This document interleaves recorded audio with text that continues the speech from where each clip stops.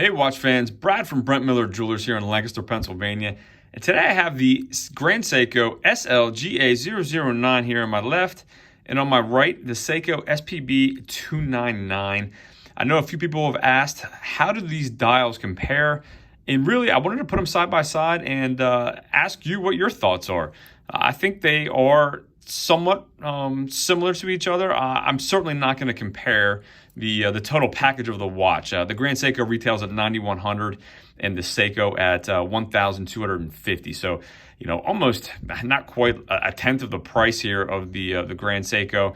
And obviously with the movement, you're getting a 5-day spring drive, or 5-day power reserve, spring drive movement, power reserve indicator on the back. I mean, just the level of fit and finish when you grab and touch this watch is quite apparent.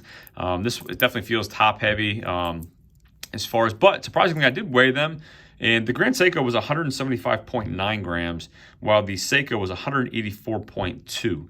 And so I was surprised that this feels heavier than almost, more than 10 grams heavier, just the way it feels. And again, I think that just goes to how balanced the Grand Seiko is. But that is neither here nor there. The real purpose of this video is to really just try to give you shots of these dials and the texture on these dials side by side, and really ask you if how you feel about Seiko having, in my opinion, a similar look and feel dial here compared to this white birch model. So again, I think it's great for both offerings, different price points.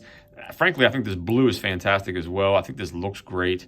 But again, just the little touches, the hand polishing of the indices here, the frame date window, the hand blued second hand on the spring drive sweeping second hand movement.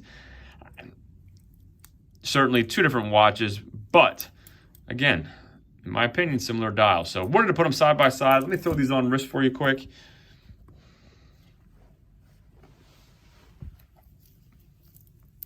Again, I have a 6 3/4 inch wrist.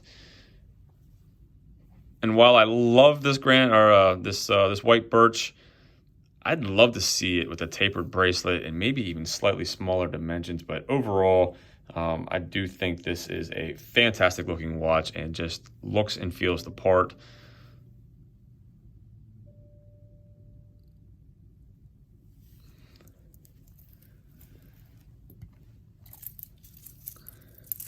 And the Seiko, again, for being a little bit larger case, being a little bit heavier, does wear and feel pretty good on wrist, as do most Seikos wear, in my opinion, smaller than what their dimensions are on paper. And speaking of dimensions, I will list the dimensions for both of these watches in the description. So if you're looking for any type of size, anything, I will list all that in the description.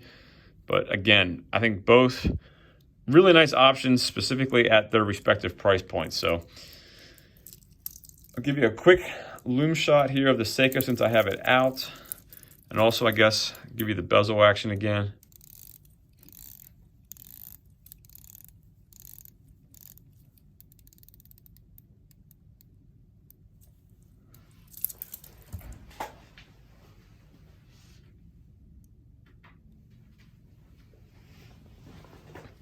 Take a look at the loom.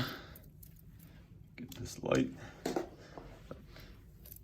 Obviously not going to have anything here on the Grand Seiko, just the reflectivity of those indices. Hopefully you can see that. I mean, I'm in a pretty dark room right now, and you can still see a little bit of reflectivity there as I move coming off those markers.